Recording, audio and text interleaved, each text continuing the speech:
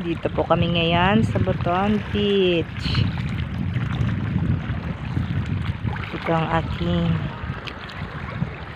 asawa. Namimingwit sila. Kasama si Ate Joanne. Sana marami kayong isdang mamingwit, mahuli.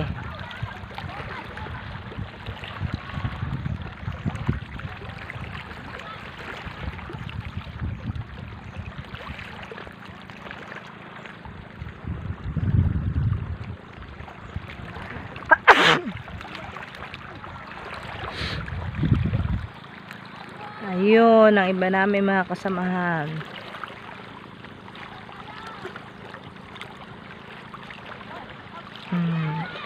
Family bonding. Kulang pa yan. No, may huli na!